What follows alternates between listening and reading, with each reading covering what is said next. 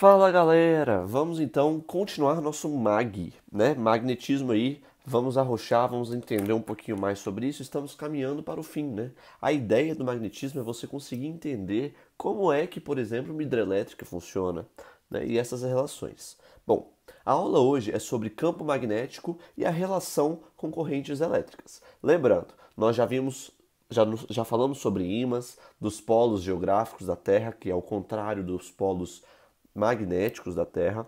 Falamos que o ímã nunca pode ser monopolar, certo? A gente não pode quebrar o ímã e ficar com um polo norte e outro sul. As linhas de campo sempre saem do norte e entram no sul por fora do ímã, e por dentro do ímã saem do sul e vão para o norte. São linhas fechadas. As linhas de campo nunca podem se cruzar, tá ok? Bom, na aula passada falamos da força de Lorentz, a força magnética, que é feliz que vê B seno θ. Feliz quem vê bem sem o óculos. Em que o óculos, o θ, nada mais é do que o ângulo entre o campo magnético e a velocidade. Tudo bem? Aquela multiplicação vetorial que eu cheguei a comentar.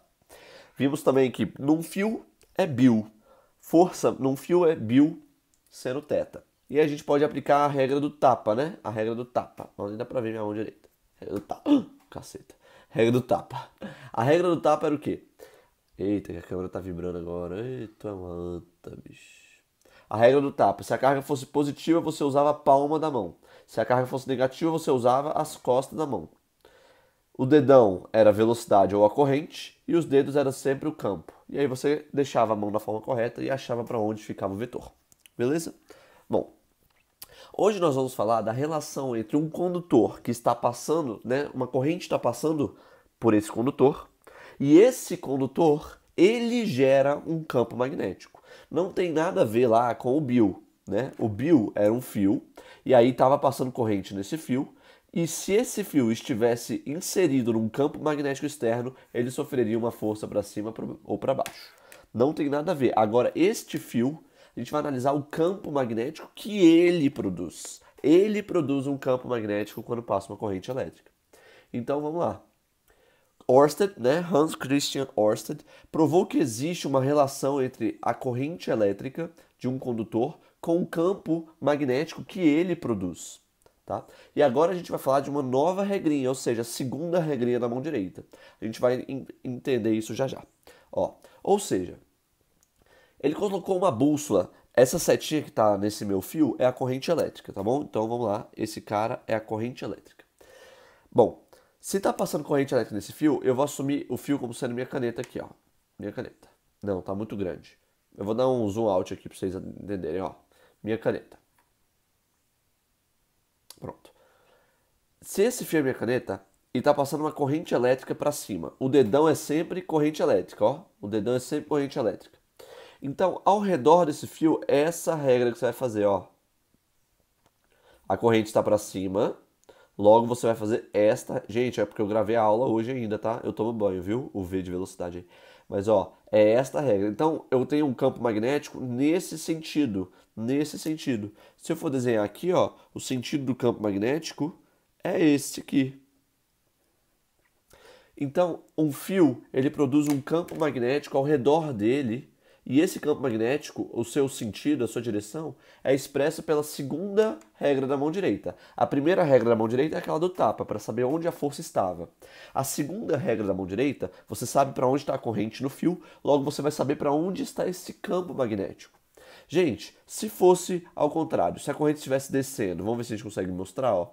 A corrente está descendo, logo o campo magnético estaria entrando nesse ponto, saindo nesse ponto, tá bom? A gente pode representar esse mesmo fio, deixa eu pegar a caneta marrom aqui, a gente pode representar esse mesmo fio assim, ó. Olha só esse desenho. Corrente elétrica subindo. Como o campo elétrico está saindo daqui, eu posso representar aqui como sendo pontinhos, porque o campo. Eita, falei campo elétrico, né, gente? Desculpa. O campo magnético está saindo daqui, eu posso representar por pontinhos, porque ele está saindo.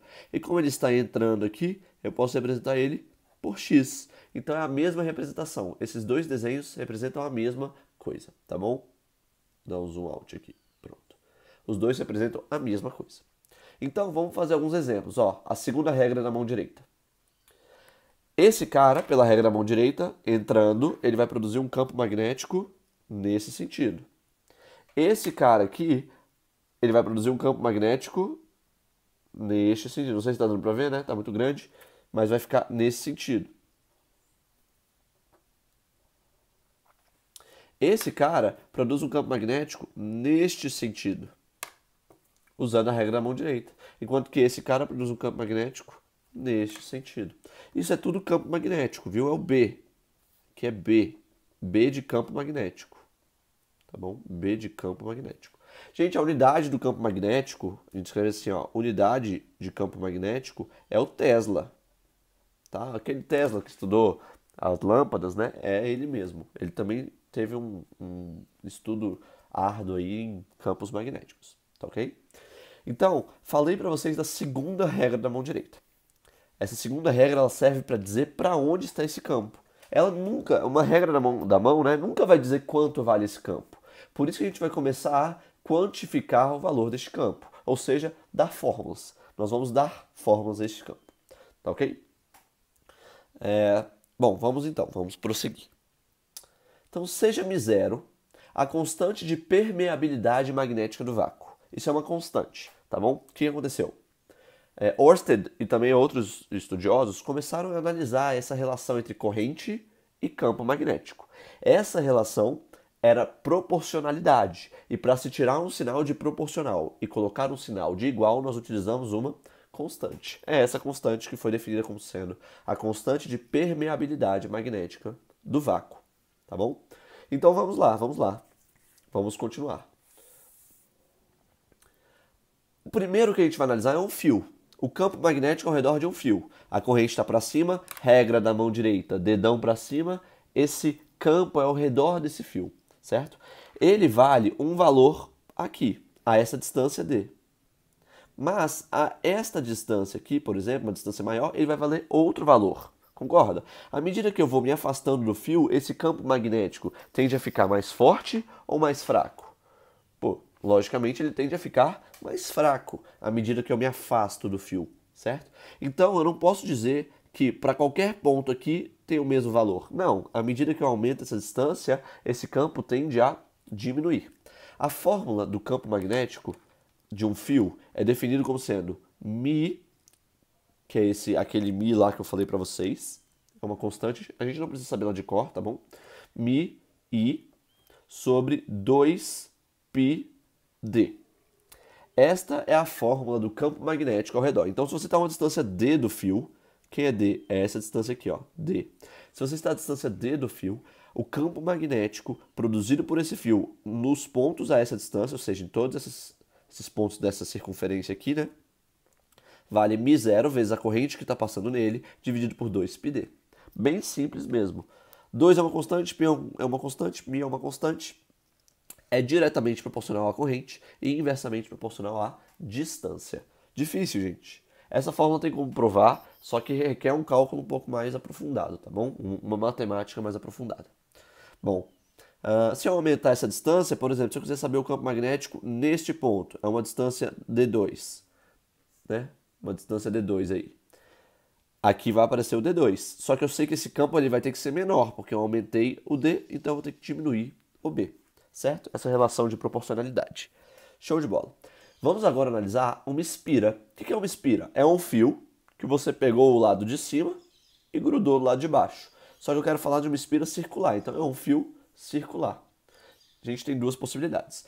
Deixa eu só falar aqui. Caso a corrente fosse para baixo, pô, a regra da mão direita, aqui é corrente, a regra da mão direita vai dizer que o campo entra no outro lado agora. O campo entra no outro lado, certo? Isso aí vocês têm que saber de cor e salteado. Então, a espira circular. A gente vai analisar sempre o centro da espira, gente. Sempre o centro. Aplica a regra da mão direita aqui, ó. Aplica a regra da mão direita. A corrente está vindo neste sentido. Esse é meu dedão.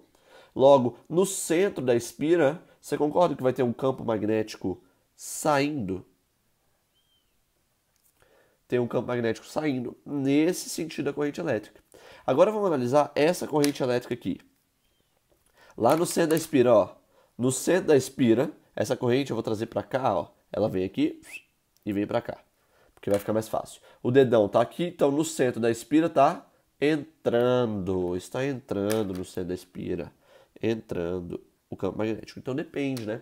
Os exercícios perguntam se o campo magnético está saindo, entrando e quanto vale esse campo magnético. Eles perguntam também.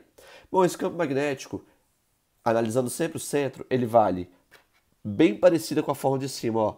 Mi, I sobre 2R. Depende desse raio, tá bom? Do tamanho da sua espira.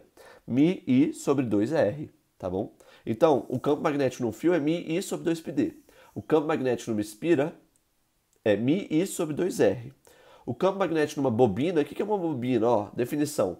Conjunto de espiras. Olha o tanto de espira aí. Esquece esse metal que eu botei aí dentro. Finge que é um metal, tá? Mas é um monte de espira. Então, como é que é? É N vezes, ou seja, a quantidade de espiras, vezes o campo magnético de uma bobina. Mi sobre 2R. N Mi sobre 2R. Faz sentido? Olha só, aqui é Mi sobre 2R. Aqui é Mi sobre 2R, só que vezes N vezes. Tá bom? Vamos para o último, então. O último é o famoso solenoide. Gente, o solenoide, a gente pode pensar assim, ó. A bobina é o fio de telefone apertadinho. O solenoide é o fio de telefone esticadinho. Esticadinho. Olha só como é que fica. Esse é um solenoide, por exemplo. E o solenoide ele tem duas coisas que você tem que saber. Uma delas é que o campo magnético no interior dele é constante. CTE é constante. É um valor fixo. Os exercícios amam perguntar isso. É um valor fixo. E o segundo é quanto vale esse campo magnético. Esse campo magnético também em cima é Mi vezes I, só que embaixo é sobre L. E eu também tenho espiras. A cada volta aqui é uma espira. Então é vezes N. Eu vou pôr aqui também para ficar igual. N vezes Mi sobre L. Então vamos fazer uma revisão? No fio, Mi sobre 2πd. Na espira, Mi sobre 2R. Numa bobina, N Mi sobre 2R. Num solenoide, Mi sobre L vezes N vezes também. Tudo bem? Show de bola? Agora a gente vai falar apenas de uma pequena coisa. Já acabou essa parte. Eu vou falar quando fios estão perto um do outro.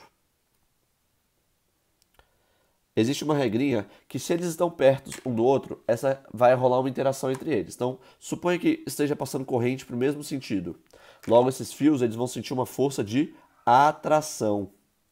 Agora, suponha, um outro exemplo, que você tenha dois fios em que eles estão com correntes opostas. Se eles estão com correntes opostas, um para baixo e o outro para cima, eles vão sofrer repulsão. Isso foi constatado experimentalmente. E a gente foi calcular quanto é que vale essa força. E essa força, olha só, ela vale o seguinte. Ela vale Mi vezes 1 vezes 2 vezes L sobre 2πd. Tudo bem?